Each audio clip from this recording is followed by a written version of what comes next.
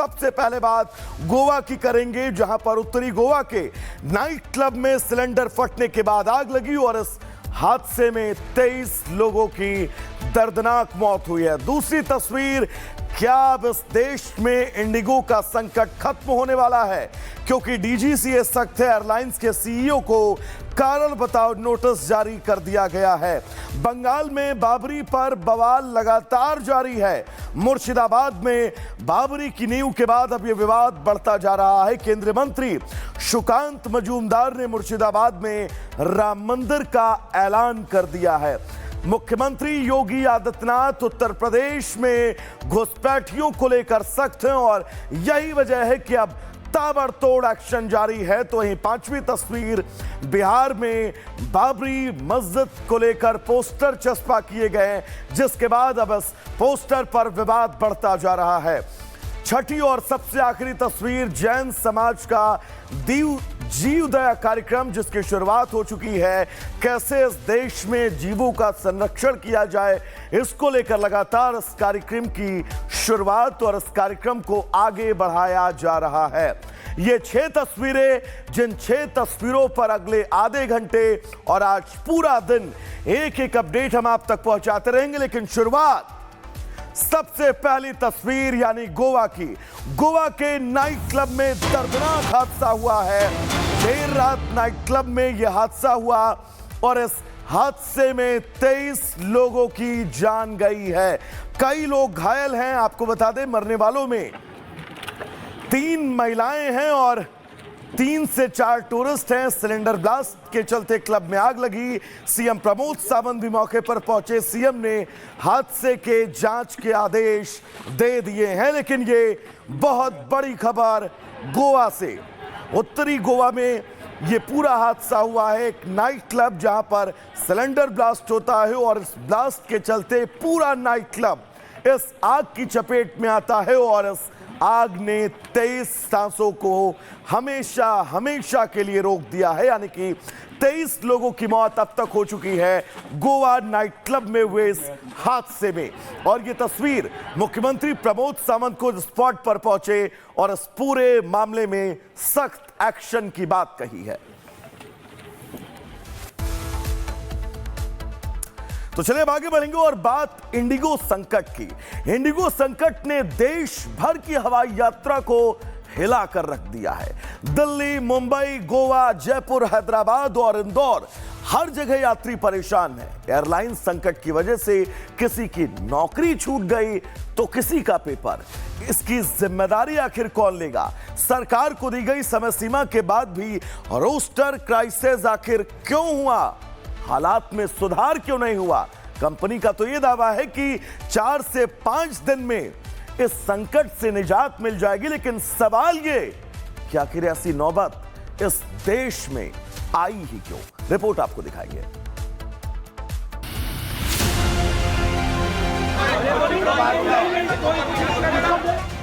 वो एक तो बंदा था जिसका शादी है, दूल्हा ही यहीं पे है, बाराती आ गए वहाँ पे। हम लोग का एक दिन का 20,000 का नुकसान है उधर का करेंसी का कन्वर्ट करके। तो ये लोग देने वाले के 20,000 को नहीं मालूम ना, किसी को तो बुलाओ, कोई तो जवाबदारी देगा, कोई तो बोलेगा, कोई तो रिस्पॉन्सिबिलिटी लेगा ना।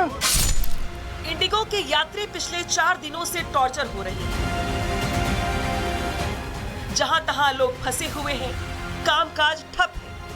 कोई अपनी बेटी की शादी अटेंड नहीं कर पाया तो कोई अपने घर वापस ही नहीं जा पा रहा। किसी की जरूरी मीटिंग छूट गई तो किसी के जॉब का इंटरव्यू।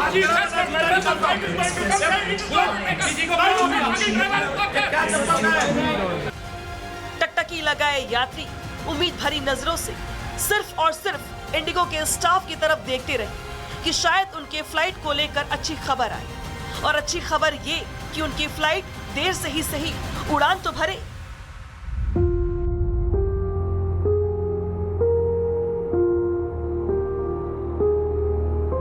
लेकिन दुखद यह है कि आज चौथे दिन भी इंडिगो का फ्लाइट संकट लगातार जारी रहा। एयरपोर्ट पर अपनी फ्लाइट का घंटों इंतजार करने के बाद थके लोग जमीन पर लेटे हुए दिखाई दिए। सामान बिखरा रहा। बच्चों और बुजुर्गों का हाल चीख कर बता रहा है कि देश में हवाई यात्रा का सिस्टम पूरी तरह चरमरा चुका है। जिस तरह से मनमानी तरीके से इंडिगो ने अपना जो फ्लाइट्स है उनको कैंसिल किया, साफ तौर पर इस वक्त लखनऊ एयरपोर्ट की बात की जाए तो यहाँ पर आपको देखें 7 फ्लाइट्स हैं जो कि कैंसिल की गई हैं। उनमें से एक जो फ्लाइट थी वो एयर इंडिया की थी, बाकी जो फ्लाइट्स हैं वो इंडिगो की हैं। ये साफ आपको देखिए जो डैशबोर्ड है इनका उसमें साफ तौर पर दिख रहा है ये कि देखिए मुंबई की जो फ्लाइट है वो कैंसिल हुई है, हैदराबाद की कैंसिल हुई है, दिल्ली की कैंसिल हुई है, देहरादून की कैंसिल हुई है, कोची और बेंगलोर की भी कैंसिल हुई है। नतीजा ये हुआ कि देश के अलग अलग एयरपोर्ट में पूरे दिन अफरा तफरी मची रही। हताश, निराश और नाराज नजरें सरकार से लेकर सिस्टम तक सबसे सवाल पूछती रही। सवाल ये कि इस अव्यवस्था में भला उनका क्या दोष है, जिन्होंने इंडिगो से सफर के लिए अपनी गाड़ी कमाई का पैसा लगाकर टिकट लिया, लेकिन इंडिगो ने बिना सूचना दिए ही उनकी उम्मीदों को इस तरह रौंद डाला। पैसेंजर्स हैं देखिए वो कतार में खड़े हुए हैं, उनकी क्या दिक्कत जानते हैं। सर क्या आपकी फ्लाइट रीशेड्यूल हुई है, क्या दिक्कत है? फ्लाइट अभी कैंसिल हुई है, मैसेज आया है, शाम की फ्लाइट थी, अब बात करनी है, रीशेड्यूल करते हैं कुछ। तो हमारे ऑफिसेस के लोगों का स्टक हो चुके हैं 50-50 घंटे, कोई साउथ में स्टक है, कोई इधर स्टक है। तो मेरे को 3 दिन से बेटा हम लोग इंटरनेशनल फ्लाइट से आया तो हम लोग को कोई मदद भी नहीं कर रहा। लोग कोई भी इन्फॉर्मेशन नहीं है। कहाँ से कहाँ जा रहे हैं? मेरे को यहाँ दिल्ली से कल हैदराबाद जाना है। कल रात में मेरी 11 बजे की फ़्लाइट है। उनके उस वेबसाइट पे जाते हैं तो कुछ भी नहीं बताता है। आज हम 4 तारीख से इधर ही भटक रहे हैं, कोई हमारे साथ कोई इंसाफी नहीं हो रहा है। इधर अभी लाइन में खड़े हैं, अभी कितनी देर से खड़े लाइन में? कम से कम आधा घंटा 1 घंटे से खड़े हैं इधर हम। कोई इमरजेंसी है, बंदा 50,000 रुपये की फ़्लाइट बुक करके जाना चाहता है, यानी बुक किया हुआ है ऑलरेडी, लेकिन जा नहीं पा रहा है, तो ऐसे में क्या करना चाहिए इंडिगो ने? मैं सुबह 4 बजे से फंसा पड़ा हूँ यहाँ पे, अबू धाबी से आया हूँ। फ्लाइट का हम सुबह मिल जाएगा, शाम को मिल जाएगा, बोलते बोलते यहाँ पे 4 बजे आया। 3 फ्लाइट कनेक्टिंग है हमारा टिकट, तो बोल रहे अभी नहीं मिल रहा है। तो कुछ तो बता दो जवाब, भाई नहीं मिलेगा या तो कैंसिल कर दो, कुछ तो बताओ। जवाब भी नहीं दो तो कोई भी नहीं अंदर। पिछले 4 दिनों से करीब 2000 फ्लाइट कैंसिल हो चुकी थी, लेकिन जवाबदेही के नाम पर चारों ओर सन्नाटा है। सरकार भी इंडिगो पर अब तक कोई बड़ा एक्शन नहीं ले सकी है। तो सबसे पहले ये जान लीजिए कि आज इंडिगो की कुल कितनी उड़ानें रद्द हुई हैं। आज देश भर में इंडिगो की 452 फ्लाइटें कैंसिल हुई। आज दिल्ली में 106 और मुंबई से 109 उड़ानें रद्द हुई। हैदराबाद से 69, चेन्नई से 48 फ्लाइटें कैंसिल हुई। विशाखापट्टनम से 20, चंडीगढ़ से 10 उड़ानें रद्द हुई। अब तक इंडिगो की इतने दिनों में 2000 से ज्यादा फ्लाइटें कैंसिल हो चुकी हैं। हालांकि आज इस बाबत बड़ी खबर उस वक्त आई जब खुद पीएम ने इंडिगो संकट का संज्ञान लिया। जानकारी ये भी है कि पीएम की इंडिगो संकट पर पूरी नजर है। उधर इस मामले में सरकार ने भी अपना बयान जारी किया। इतना ही नहीं, इंडिगो के अधिकारियों को आज मंत्रालय के दफ्तर पर भी तलब किया गया ताकि इंडिगो के अधिकारियों की जवाबदेही सामने से तय हो सके। हालांकि यात्रियों के लिए मुश्किल सिर्फ इंडिगो ने नहीं बल्कि बाकी विमान कंपनियों ने भी बहती गंगा में हाथ धोने वाली कहावत चरितार्थ कर डाली। जिन विमान कंपनियों को इस मुसीबत के वक्त पर यात्रियों को सुविधा पहुंचानी चाहिए थी, उन विमान कंपनियों ने अपने टिकट काउंटर के अलावा लूट की दुकान भी खोल ली और नतीजा ये हुआ कि किराया 4 गुना बढ़ा दिया गया। आज भी आसमान छू रहा है फ्लाइट का किराया। दिल्ली से गोवा का हवाई किराया 71,000 के पार हुआ। दिल्ली मुंबई का किराया 57,000 तक पहुंचा। यहाँ तक कि वाराणसी से दिल्ली का किराया 33,000 हो गया।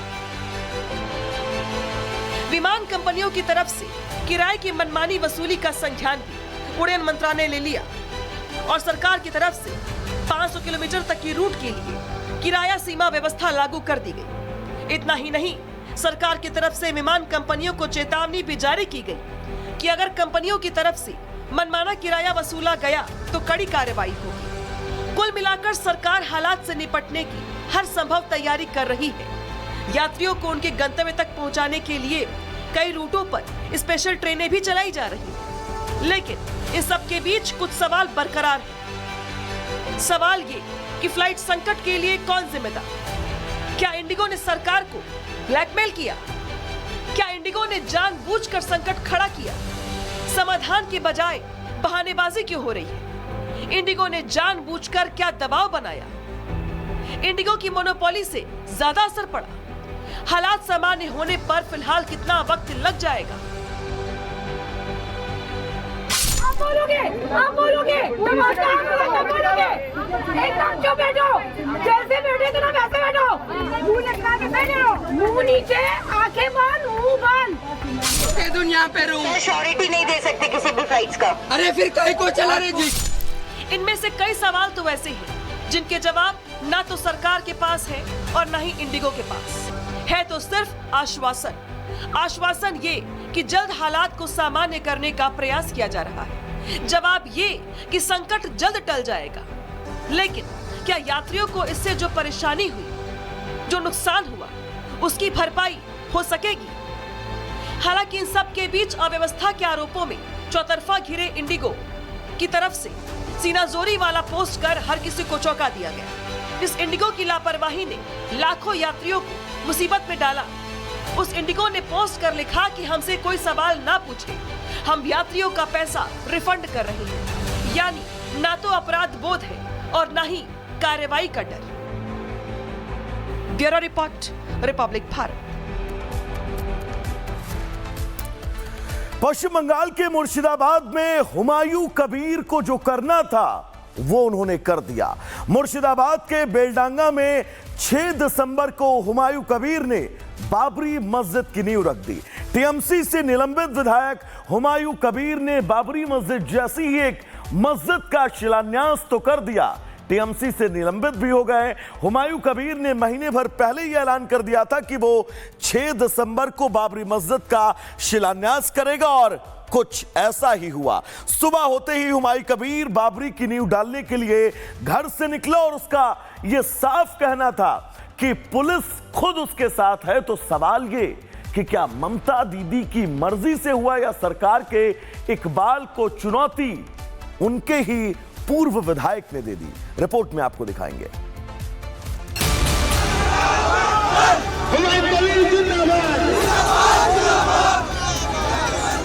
अगर हमारी सिस्कियां बाकी रहेंगी तो हम कलमा भी पढ़ेंगे और कहेंगे बाबरी मस्जिद की शहादत को याद रखो। पश्चिम बंगाल चुनाव से ठीक पहले बंगाल का मुर्शिदाबाद बंगाल के साथ साथ पूरे हिंदुस्तान के सियासत का एपिसेंटर बन गया है। जिस 6 दिसंबर का मुद्दा बीते 33 साल से हिंदुस्तान की सियासत का मीटर तय कर रहा है, उसी 6 दिसंबर को टीएमसी से निकाले गए विधायक ने मुर्शिदाबाद में बाबरी मस्जिद की नींव रखी। इस कार्यक्रम को लेकर कभी ममता के विधायक रहे हुमायूं कबीर ने जबरदस्त तैयारी की थी। तस्वीरें बता रही हैं कि लंबे समय से इसे लेकर इंतजाम किए जा रहे थे। लोग अलग अलग इलाकों से लोग ईंट लेकर कार्यक्रम वाली जगह पहुंच रहे थे। मंच के सामने ही चंदा भी इकट्ठा किया जा रहा था। एक तरफ इस कार्यक्रम को लेकर दिल्ली तक सियासी बयानबाजी जारी रही, तो वहीं बाबरी मस्जिद वाले प्रोग्राम की तैयारी काफी दिनों से चल रही थी। 22 नवंबर को ही मुर्शिदाबाद में बाबरी मस्जिद की नींव रखने का ऐलान किया गया था। बाबरी मस्जिद का शिलान्यास होगी 6 दिसंबर। स्टेट का मेरा नेता सब लोग को संहति दिवस भी उद्यापन होगी। मैं यहाँ का बेलडंगा में एक बाबरी मस्जिद 3 साल के लिए काम चलेगी, इसीलिए उनका भित्ति स्थापन होगी। इसके बाद 28 नवंबर को मुर्शिदाबाद में बाबरी मस्जिद की नींव रखने की तैयारी शुरू हो गई। मुर्शिदाबाद में जगह जगह शिलान्यास के पोस्टर लगा दिए गए और इसी के बाद से इस पूरे मुद्दे को लेकर देश का सियासी पारा हाई होने लगा। अगले ही दिन 29 नवंबर को हुमायूं कबीर फिर मीडिया के सामने आए। ममता बनर्जी और बीजेपी पर जमकर निशाना साधा। सुप्रीम कोर्ट कोई बाबरी मस्जिद मना करने के लिए कोई निर्देश दिया है तो दे दीजिए। कोई अमित शाह जी, कोई होम डिपार्टमेंट से कोई जियो है जो कोई बाबरी मस्जिद में नाम करके कोई मस्जिद नहीं बना सकते इंडिया में, कहाँ वो भी जियो दे दीजिए तो मैं नहीं बनाऊंगी। हुमायूं कबीर के तेवर देखकर ममता बनर्जी अलर्ट हो गईं और अपने विधायक को पार्टी से बाहर का रास्ता दिखा दिया। हालांकि बीजेपी इसे ममता की साजिश बता रही है।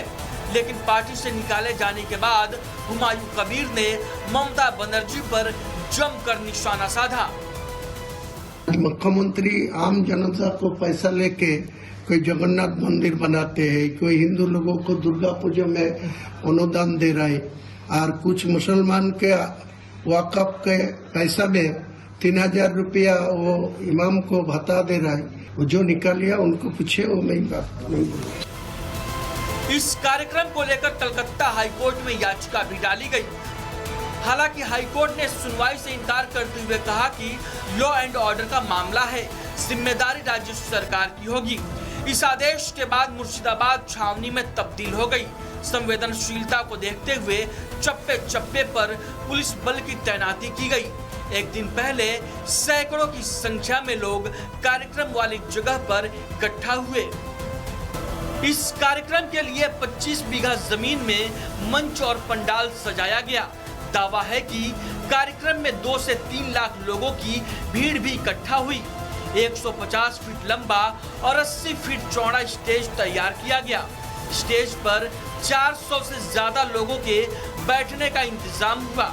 खाने के लिए 60,000 से अधिक बिरयानी के पैकेट मंगवाए गए और इस पूरी व्यवस्था के लिए 2000 से अधिक वॉलंटियर्स मौजूद रहे। सब कुछ ठीक है, रुकिए, 12 बजने दीजिए। 12 बजेगी तो यहाँ कुरान तिलावत शुरू होगी, कुरान तिलावत खत्म होगी, कुरान खत्म जो कंप्लीट होगी उसी टाइम शिलान्यास लिंब रखा गया। हालांकि हुमायूं कबीर के ऐलान और 6 दिसंबर की संवेदनशीलता को देखते हुए सुरक्षा के जबरदस्त इंतजाम किए गए थे। हुमायूं कबीर ने भी इस बात को बार बार दोहराया कि उन्हें पुलिस की तरफ से पूरी सुरक्षा दी गई है।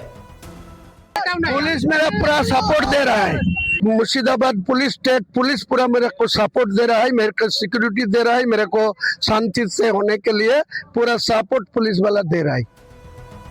हुमायूं कबीर ने ममता बनर्जी के सामने मोर्चा खोल दिया है। ममता की पार्टी ने भी हुमायूं से किनारा कर लिया है। लेकिन सवाल ये है कि हुमायूं कबीर के इस सियासी स्टंट का बंगाल के चुनाव और देश की राजनीति पर कितना और क्या असर पड़ेगा। Bureau report, Republic Bharat. Humayun Kabir ने ममता बनर्जी के सामने मोर्चा खोल दिया। ममता की पार्टी ने किनारा कर लिया, लेकिन सवाल है कि हुमायूं कबीर के इस सियासी स्टंट का बंगाल के चुनाव और देश की राजनीति पर कितना और क्या असर पड़ेगा, क्योंकि बंगाल में मुर्शिदाबाद में मस्जिद की नींव रखे जाने से अब बीजेपी भड़की हुई है, लेकिन समाजवादी पार्टी के नेता अबू आजमी ने हुमायूं कबीर का समर्थन किया। अबू आजमी ने संविधान की दुहाई दी। कुल मिलाकर बंगाल में बाबरी मस्जिद के नाम पर अब देश भर में सियासत बहुत तेज हो चली है। रिपोर्ट आपको दिखाएंगे।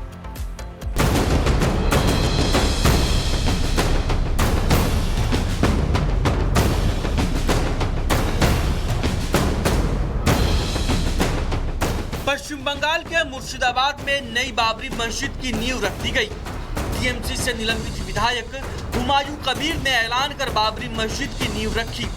लेकिन अब सवाल यह है कि क्या हुमायूं ने मस्जिद का नाम बाबरी हिंदुओं को चिढ़ाने के लिए रखा है?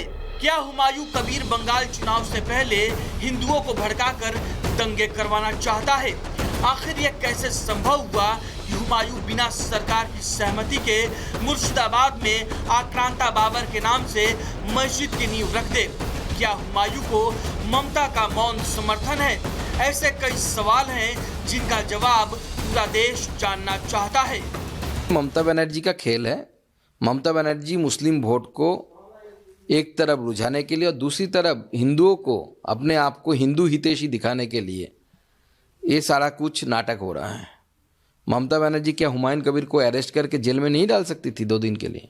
तो ये ड्रामाबाजी चल रहा है ममता बनर्जी का। एक तरफ जो खफा मुसलमान हैं उनके वोट को हुमायूं कबीर को देके चैनलाइज करना, दूसरा हिंदुओं को फिर से उल्लू बनाने की कोशिश ममता बनर्जी कर रही है। जिस तरीके से बाबर का नाम लिया, ये बाबर कौन था? ये भारतीय नहीं था, ये बलात्कारी था, लुटेरा था। ये इसको नाम लेकर किया बिना इजाजत। ममता की पुलिस प्रोटेक्शन दिया। बंगाल में बाबरी मस्जिद की नींव रखे जाने से बीजेपी भड़की हुई है, लेकिन समाजवादी पार्टी के नेता अबू आजमी ने हुमायूं कबीर का समर्थन किया है। अबू आजमी ने संविधान की दुहाई देते हुए कहा कि अगर कोई मस्जिद बनाना चाहता है तो उसे छेड़ने की जरूरत नहीं है। बाबरी मस्जिद मंदिर तोड़ के बनाई गई, ऐसा कोई एविडेंस मिला ही नहीं।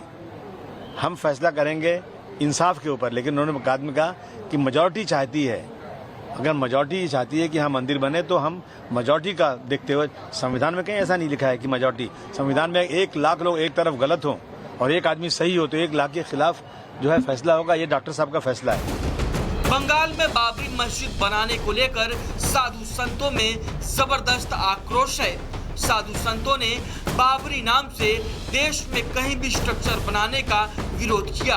अयोध्या के हनुमान गढ़ी के महंत राजूदास ने हुमायूं की इस हरकत को 140 करोड़ भारतीयों का अपमान बताया। वहीं बीजेपी विधायक और संत बाल मुकुंद ने आक्रांता के नाम से मस्जिद बनाने का विरोध किया।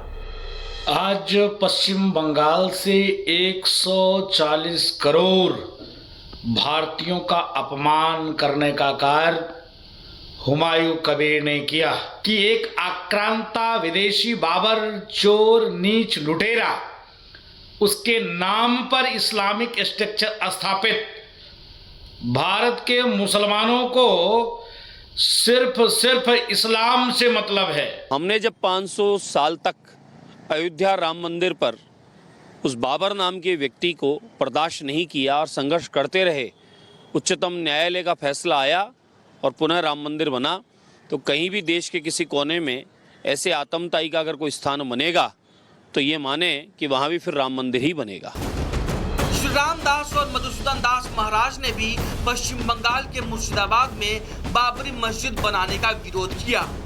पश्चिम बंगाल में जो मुर्शिदाबाद पे हुमायूं कबीर ने जिस प्रकार ये आपत्तिजनक कार्य किया है, इससे यही है कि अब जनता जाग जाए और सावधान हो जाए कि कश्मीर ही एक बड़ा केंद्र था, अब ये समझो पश्चिम बंगाल भी एक आतंकवाद बन ही गया या बन ही जाएगा। हुमायूं कबीर ने बाबरी मस्जिद की नींव मुर्शिदाबाद में रखी है।